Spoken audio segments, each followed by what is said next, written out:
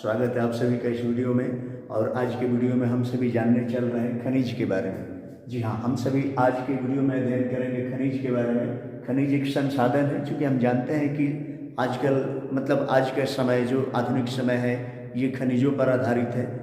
खनिज हमारे जीवन में बहुत ही उपयोगी है। ये नहीं कह सकते कि खनिज के बिना हमारा जीवन नहीं चलेगा, लेकिन ये जरूर कह सकते हैं कि खनिज के अभाव में हमारा जीवन कठिन हो जाएगा। अतः आज के युग में खनिज हमारे जीवन का एक अभिन्न हिस्सा बन गया है। तो खनिज हमारे लिए एक बहुत बड़ा संसाधन है। संसाधन क्या है ये मैंने एक वीडियो में आप सभी को बताया था, इसलिए संसाधन के बारे में न बताकर मैं डायरेक्ट आपको बता रहा हूँ खनिज के बारे में। और खनिजों का मैंने वर्गीकरण यहाँ कर रखा है। खनिजों को अलग अलग वर्गों में हम सभी बांटते हैं। तो खनिजों को किन वर्गों में, तो दो तरह के वर्गों में हम लोग दो वर्गों में बांटते हैं। एक होता है धात्विक खनिज और दूसरा होता है अधात्विक खनिज। धात्विक खनिज वो खनिज है जिसमें धातु की उपस्थिति होती है। जी हाँ, जिन खनिजों में धातु की उपस्थिति होती है उन खनिजों को हम लोग कहते हैं धात्विक खनिज। और जिसमें धातु की उपस्थिति न हो, ठीक है, उस खनिज को हम कहेंगे अधात्विक खनिज। तो चलिए पहले मैं आपको बता दूं धात्विक खनिज से जुड़ा हुआ।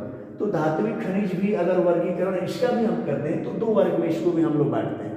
ठीक है, एक होता है लौहयुक्त और दूसरा होता है अलौहयुक्त। लौहयुक्त मतलब कि जिसमें लोहे की उपस्थिति होती है, और अलौहयुक्त का मतलब कि जिसमें लोहा उपस्थित न होता हो। ऐसा खनिज जिसमें लोहा हो और ऐसा खनिज जिसमें लोहा न हो। ठीक, तो लौहयुक्त में जैसे नाम बताया जाता है टंगस्टन है, मैग्नीज है, निकल है, कोबाल्ट है, लौह अयस्क और भी है। तो संक्षिप्त में हम इसको लौह अयस्क कह सकते हैं, क्योंकि डायरेक्ट हम यहाँ पर लोहा नहीं लिखेंगे, लौह अयस्क लिखना उचित होगा। ठीक है, लौह अयस्क से बहुत सी चीज़ें और भी कुछ धातुएं प्राप्त होती है, इसलिए लौह अयस्क ज़्यादा अच्छा कहलाएगा। और हम बात करते हैं अब अलौहयुक्त खनिजों में, जैसे सोना, चांदी, शीशा, टीन, तांबा इत्यादि। ठीक है, अब मैं आपको बता दूं यहाँ सोना शब्द आया था। सोना अक्सर हम लोग जब नींद में, यानी हमें नींद लगता है या नींद में आ जाते हैं तो उसको भी, उस क्रिया को भी सोना कहा जाता है। और एक मैं आपको बता दूं बोलचाल की भाषा में भी, जैसे माताएं यानी माँ अपने पुत्र को बड़े प्यार से सोना कह देती है। ठीक है, तो इसका मतलब ये नहीं समझिएगा कि वो पुत्र उसका धातु है, जी नहीं। या कभी कभी यूँ समझ लें कि आज के आधुनिक युग में लड़के लड़कियां एक दूसरे को पसंद करते हैं, प्यार की भाषा में लोग एक दूसरे को सोना कहते हैं, अरे मेरे सोना। तो इसका मतलब ये नहीं कि वह सोना क्या है, उसका लिए एक मतलब धातु है, जी नहीं, बल्कि बस यूं ही बोलचाल की भाषा में। अगर मैं आपको अब आगे बता दूं, ये होता है अधात्विक। अधात्विक जिसमें कि धातु की उपस्थिति नहीं होती है, इसको भी अगर हम अलग अलग वर्गों में बांटें तो दो वर्ग में इसको भी बांट सकते हैं। एक है कार्बनिक खनिज और दूसरा होता है अकार्बनिक खनिज। कार्बनिक खनिज, ध्यान रहे कि कार्बनिक खनिज वो खनिज होता है जो कि जीवाश्मों से प्राप्त होता है। जीवाश्म का मतलब होता है जीवों के अंश से जो प्राप्त होता हो उसको जीवाश्म कहा जाता है। ठीक है, जैसे कोयला, पेट्रोलियम। यहाँ पेट्रोल न लिखकर पेट्रोलियम लिखा गया है, क्योंकि पेट्रोलियम से हमें बहुत सी चीजें प्राप्त होती है। पेट्रोलियम पदार्थ है एक तरह से, इससे हम लोग मतलब खनिज के रूप में उपयोग में लाते हैं, तो इसलिए ये कार्बनिक खनिज है। ठीक है, अब बात करते हैं अकार्बनिक खनिज के बारे में। अकार्बनिक खनिज जिसमें अभ्रक और ग्रेफाइट आता है, और भी है अभ्रक ग्रेफाइट, मुख्य रूप से इसलिए दो ही नाम दिया गया है। आप थोड़ा सा विशेष अध्ययन अगर किताब के द्वारा करेंगे तो ज़्यादा जानकारी मिलेगा। फिलहाल वीडियो बहुत ज़्यादा लंबा ना हो, इसलिए मैंने संक्षेप में आप सभी को समझाया है कि अकार्बनिक खनिज में अभ्रक, ग्रेफाइट, कार्बनिक खनिज में कोयला, पेट्रोलियम। अगर बात किया जाए अधात्विक खनिज के बारे में, डायरेक्ट आपसे पूछा जाए तो आप इन सभी खनिजों का, यानी कि कार्बनिक और अकार्बनिक दोनों का एक साथ नाम बताइएगा, इसमें अधात्विक खनिज के रूप में। दूसरी ओर अगर हम बात कर लें कि धात्विक खनिज के बारे में जब पूछा जाए तो लौहयुक्त और अयौहयुक्त, जो भी ये अयौहयुक्त या फिर लौहयुक्त जो भी खनिज है, इन सभी खनिजों को हम एक साथ जोड़ के और धात्विक खनिज के रूप में बात कर लेंगे।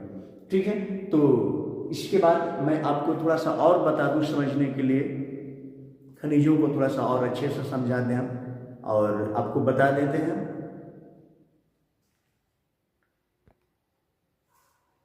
तो आइए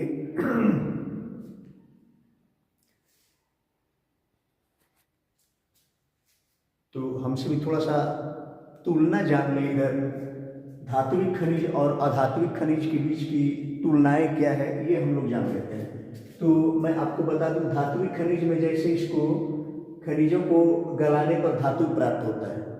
धात्विक खनिज जो है उससे जब हम गलाएंगे तो हमें धातु प्राप्त होगा, जबकि अधात्विक खनिज को जब हम गलाएंगे तो हमें धातु प्राप्त नहीं होगा। इसलिए क्योंकि इसमें धातु है नहीं तो प्राप्त होगा कैसे। दूसरी ओर बता दें कि ये कठोर होते हैं, धात्विक खनिज जो होते हैं वो कठोर होते हैं, जबकि इनकी खूबी, अधात्विक खनिज की खूबी ये है कि ये कठोर होते भी हैं, नहीं भी होते हैं, परंतु चमकीले होते हैं। ठीक है। और विशेषता बता दें, तीसरी खूबी धात्विक खनिजों का कि ये आग्नेय चट्टान में उपस्थित होते हैं, यानी आग्नेय चट्टान के द्वारा इन्हें प्राप्त किया जा सकता है। आग्नेय चट्टान से हमें ये प्राप्त होते हैं, जबकि ये परतदार चट्टानों में उपस्थित रहते हैं, अर्थात परतदार चट्टानों से हमें प्राप्त होते हैं। कौन? अधात्विक खनिज परतदार चट्टानों से प्राप्त होते हैं और धात्विक खनिज आग्नेय चट्टानों से प्राप्त होते हैं। आगे मैं बता दूं धात्विक खनिज के कि इसे मतलब धातुओं को या धात्विक खनिजों को जब हम पीटते हैं तो पीट कर उसको लंबा किया जा सकता है, उस पर प्रहार करके उसे दबाकर मारकर पीट कर उसको लंबा किया जा सकता है, पतला किया जा सकता है। मतलब कुल मिला के ये कहें कि तार बनाया जा सकता है और पीटने पर ये टूटते नहीं हैं, जबकि इन्हें पीटने पर ये टूट जाते हैं। जी हाँ, इन्हें पीटा जाता है तो ये टूट जाते हैं, तार वगैरह इससे नहीं बनाया जा सकता या कोई लंबा चीज इससे नहीं प्राप्त किया जा सकता, नहीं बनाया जा सकता है।